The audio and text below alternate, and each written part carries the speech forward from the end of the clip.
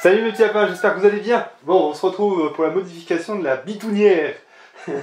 Cet objet infâme qui à chaque fois on déplace, eh bien on se le tape dans les pattes et tout, c'est une vraie merde. Vous voyez, pour la déplacer, on va la prendre par ici et puis on va se taper cette plaque, enfin non, c'est une tannée pas possible. Donc nous, ce qu'on va faire, c'est la modifier de manière à ce qu'on puisse plus facilement la déplacer et aussi l'atteler, hein, puisqu'on a un tracteur, puisqu'on fait des chantiers un peu partout sur le site. Et donc on se dit que ça serait, vu qu'on a l'avantage d'avoir un tracteur, autant l'utiliser à fond. Et donc on va lui souder un timon avec eh bien, une attache, je ne sais plus comment ça s'appelle ça, je ne me souviens plus, une attache remorque, de manière à pouvoir le mettre sur notre barre à trous avec une boule dessus. Hein, donc ça vient sur le 3 points du tracteur et ensuite on met ce qu'on veut. Voilà. Un peu comme le broyeur, hein. Vous aviez certainement vu le broyeur, j'imagine.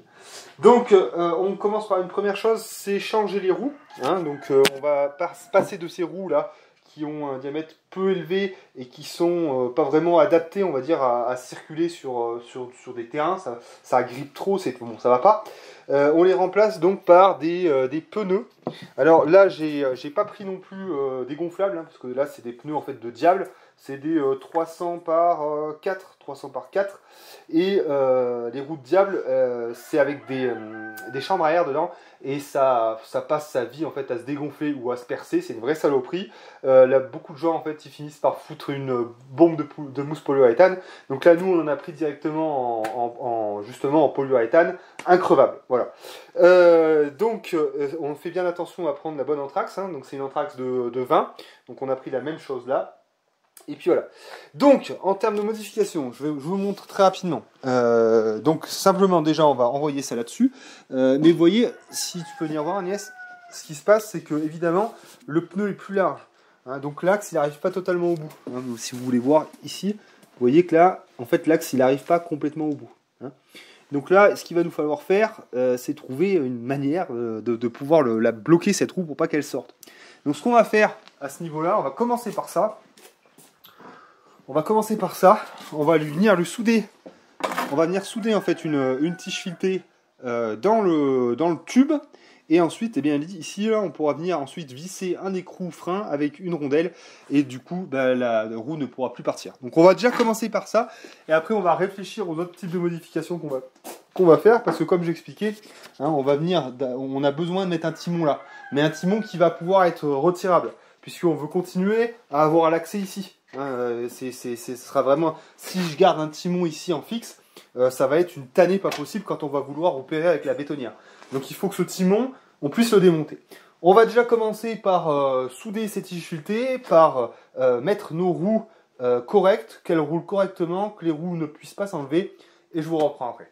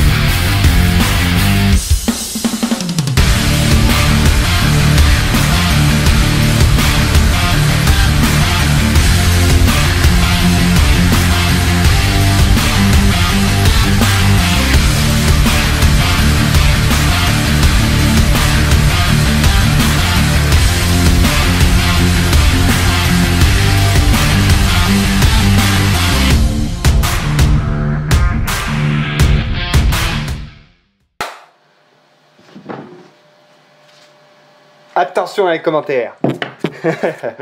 Salut le petit lapin, j'espère que vous allez bien. Bon, voilà, on vient de terminer donc cette bétonnière. Ça nous a pris une bonne après-midi et une petite partie de la matinée. Alors, effectivement, il y en aura qui auront eu l'œil. J'ai fait de la soudure dans de mauvaises conditions puisque les vêtements que j'ai sont largement inflammables. Donc me voici homme torche. Non mais ne faites pas ça, normalement il faut mettre une peau de vache. Voilà, j'ai fait des trous partout dans mon magnifique Polaire 8 modif qui ne sera pas remplacé évidemment pour les raisons que vous connaissez. Bon, allez, parle-nous de ta bétonnière, Alexis, c'est ce qui nous intéresse, c'est pour ça qu'on a cliqué sur la vidéo. Alors, voilà, donc le but, comme je vous l'ai expliqué, c'était de la rendre attelable et puis facilement déplaçable. Donc là, c'est un objectif atteint. Parce que, où est-ce que je vais vous mettre? Est-ce que je vous mets là? Oui, allez, je vous pose là. Sur le mazou. Donc, ce qu'on avait comme problème, c'était que il fallait la prendre ici, que les roues c'était de la merde, qu'on se tapait en fait le pied dans les mollets, que c'était vraiment pas agréable du tout. Donc là, c'est génial parce que, regardez, ça c'est impeccable, voilà, j'en fais ce que j'en veux, je peux la... Ça c'est génial, génial. Et donc, voilà, et donc la rendre à table avec l'attache remorque et un pied amovible. Donc je vous montre très rapidement comment est-ce qu'on a fait cette affaire. Donc déjà, hein, on avait remplacé les roues. Pour ce faire, on avait soudé donc des tiges filetées à l'intérieur des tubes pour pouvoir bien bloquer la roue avec un écrou-frein et une rondelle. Et on a fait ça bien évidemment des deux côtés. Ensuite, on est venu souder une barre hein, qui prend la totalité, hein, de manière à ce qu'elle soit vraiment prise en deux points et que ça tienne bien. Donc elle est soudée, hop, elle est soudée ici, derrière, là et là, impeccable. Et ensuite là, on a une petite pièce qui est soudée aussi, afin de prendre en sandwich le timon. Hein. Le timon, il est fixé avec deux vis en M10, de manière à ce que, quand on a fini le déplacement, on démonte ça. Les clés, on les a dans la boîte à outils du tracteur. Et donc on peut travailler avec la bétonnière sans être dérangé par le timon. C'est aussi pour cette raison en fait que ça dépasse peu. Hein. Les éléments là ils sont à la hauteur du volant. Hein, le but c'était de ne pas se faire mal quand on vient appuyer là-dessus pour pouvoir eh bien, tout simplement verser la bétonnière. Voilà. Alors il y a une opération que j'ai dû faire aussi. Vous voyez cette tige là, elle regardait par là-bas et elle m'embêtait en fait pour ce pied. Donc ce que j'ai fait, c'est que je l'ai tordu. Alors je vais vous montrer, c'est simple. J'ai pris un tube comme ça. J'ai pris un tube comme ça là. Je l'ai enfilé dedans. Et hop, je suis venu le tordre. Comme ça, tout simplement. Donc du coup, il regarde dans le bon sens. Et il n'embête pas mon pied. Voilà. Et ça marche très bien, il n'y a pas de souci. Voilà. Donc... je vous ai parlé de tout ça, et donc ce qu'il nous fallait aussi, c'était un pied qu'on puisse retirer pour pouvoir la transbahuter, et ensuite remettre hein, pour avoir la stabilité qu'on avait au départ. Donc ça, c'est simple. Enfin c'est simple, ça fait un peu de travail quand même. Alors vous regardez pas les soudures, hein. Les soudures c'est... regardez le principe. Voilà. Les soudures elles tiennent, c'est bon. Donc là vous voyez en fait ce que j'ai fait, j'ai pris du métal que j'avais. Ça c'est un bout du pied que j'avais coupé, là aussi, et là c'est le pied en fait que je suis venu ressouder. Hein, tout simplement. Donc là, ça fait quoi? Ça fait que j'ai mis une vis pareil en M10 que j'ai percée avec une goupille bêta. Et donc ça me permet de retirer ça et de venir... alors, il faut s'imaginer que c'est attelé. Et venir, hop, remettre mon pied comme ça. Et donc là, le pied ne va pas tenir tout seul. De même, on a fait une patte métallique fixée au châssis. Et hop, on vient installer notre petite tigette, là, on met la goupille, et puis en avant, on est parti pour faire notre trajet.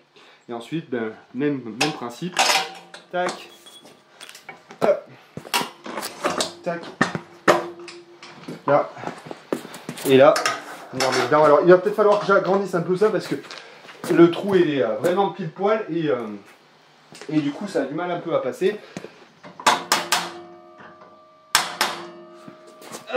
Bon, j'agrandisse un peu ce trou, effectivement. Il faut tomber en face et c'est pénible.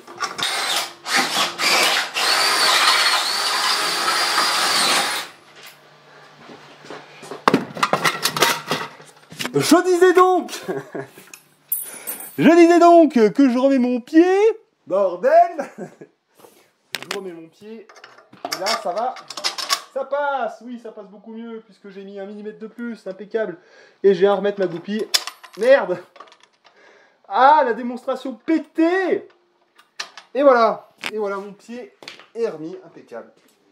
Voilà, donc là, ce qu'on va faire, c'est que on va tenter de l'atteler sur le tracteur, voir ce que ça donne, et ça clôturera cette vidéo de modification de la bétonnière. Donc là, je suis vraiment content.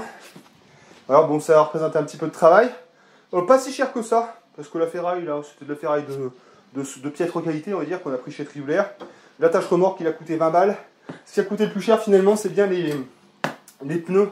Vous avez autour de 30 balles, je crois. Enfin bon, c'était bien le plus cher, mais c'était indispensable, quoi, parce que les roues de base, là, en plastique dur, c'était vraiment de la merde. Voilà, donc ce qu'on fait, là, c'est que je vais l'atteler derrière le tracteur, et puis on va voir comment ça fonctionne. Et puis voilà, bon, et puis n'hésitez pas à télécharger mon e-book gratuit. Hein, non, c'est même... Je vous ai préparé les plans en PDF payant, évidemment, évidemment. Non, je déconne, là vous n'êtes pas débile, hein, c'est du fer, enfin vous vous démerdez, vous achetez des meuleuses, vous achetez un poste à souder. Simple chose, si, pour finir cette vidéo quand même, pour être un petit peu sérieux. Vous voyez, j'ai un niveau nul, en fait, en soudure. Je suis quand même capable de faire ce genre de choses. Donc n'hésitez pas en fait à vous lancer. Moi je sais que c'était très difficile pour moi. J'ai eu le poste à souder pendant des mois à disposition sans jamais oser y aller. Et puis en final, bah, vous voyez, c'est comme tout. Hein, au final, ça va. Voilà. Mais n'hésitez surtout pas. Et vous allez voir que c'est indispensable hein, quand on a de la machine agricole, des choses comme ça devient vite indispensable. Et je continue aussi à vous encourager, à vous intéresser à l'atelier paysan. Hein, si vous êtes un futur exploitant, futur maraîcher ou quoi que ce soit, n'hésitez pas à aller voir ce qu'ils font, les machines qu'ils proposent. C'est vraiment du super boulot ce qu'ils font. D'abord parce qu'ils font des formations pour le travail du métal, mais aussi parce qu'ils vous proposent des plans en libre accès, hein, vous ne payez rien du tout, et ils vous proposent aussi les machines en kit, c'est-à-dire qu'ils vous proposent de vous envoyer toute la ferraille et vous n'avez plus qu'à souder.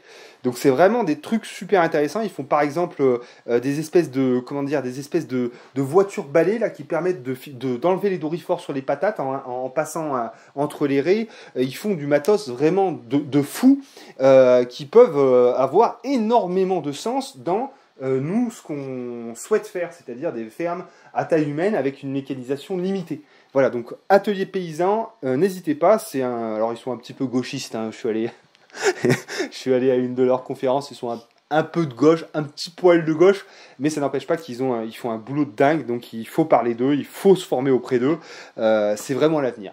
Voilà, je vous fais des petits bisous les petits lapins, je suis très fier de moi, je suis très content, je vous dis à plus, et je vous laisse sur les images de l'attraction avec le tracteur. Bisous.